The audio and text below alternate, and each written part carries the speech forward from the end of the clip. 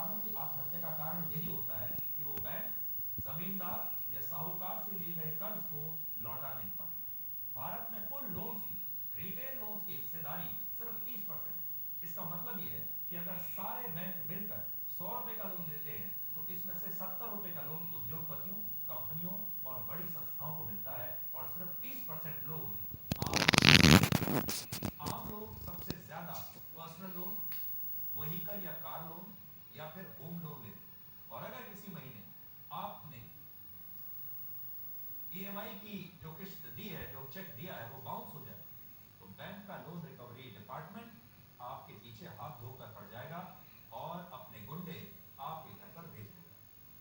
Bank third party की मदद से रिकवरी एजेंट्स को हायर करता है जो एक तय कमीशन के लिए बैंक के साथ काम करते हैं, बैंक के पैसे को लेते हैं वापस। और इन्हें पुलिस का कोई डर नहीं होता क्योंकि ये आम लोगों को 5-5 हजार रुपए के लिए भी उनके घर के बाहर जाकर सबके सामने अपमानित करते हैं। हाल ही में आंध्र प्रदेश में घटना हुई जहां एक व्यक्ति ने एक लोन वाले ऐप से 22,000 रुपए का लोन लिया, लेकिन जब उसने ये नहीं चुकाया तो रिकवरी एजेंट्स ने इस व्यक्ति की पत्नी की एक मॉर्फ तस्वीर को उसकी कॉन्टैक्ट लिस्ट में शेयर कर दिया और बाद में इस व्यक्ति ने आत्महत्या कर ली। तो आज हमारे देश में भी दो तरह के भारत हैं।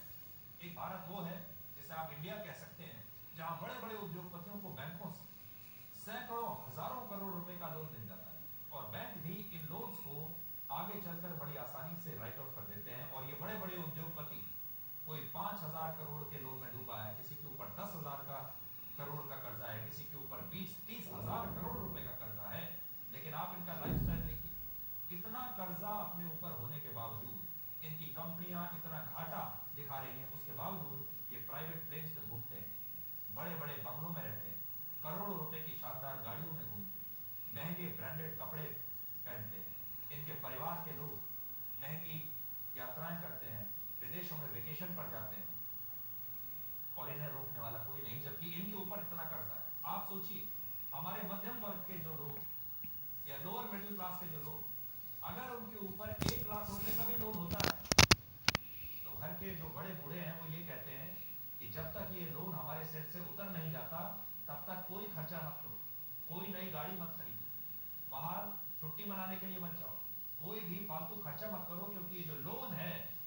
इतना बड़ा बोझ होता है आज मिडिल क्लास परिवारों के लिए कि जब तक वो बोझ हट नहीं जाता तब तक वो परिवार ठीक से सांस नहीं ले पाता। लेकिन बड़े बड़े उद्योगपतियों को देखिए, हजारों करोड़ रुपए के लोन होने के बावजूद, कर्जा होने के बाद भी ये बड़े बड़े उद्योगपतियों को ना कोई चिंता होती है और ना ही कोई स्ट्रेस होता है। तो एक भारत तो ये है, एक इंडिया, और दूसरा भारत वो है जहां आम लोगों को लोन न चुकाने पर जान से मार दिया जाता है, उन्हें मानसिक रूप से अपमानित किया जाता है, इतना अपमानित किया जाता है कि वो आत्महत्या कर लेते हैं। ये दूसरा भारत है। आज भारत के किसानों पर लगभग 18 लाख करोड़ रुपए का कर्ज है और ये कर्ज बड़े बड़े उद्योगपतियों के राइट ऑफ किए गए कर्ज से सिर्फ 6 लाख करोड़ रुपए ज्यादा है। आज हम देश के सामने यही मुद्दा उठाना चाहते हैं कि क्या लोन के मामले में भारत के आम लोगों को भी बैंकों से वही सुविधा मिलेगी जो उद्योगपतियों को लोन नहीं चुकाने पर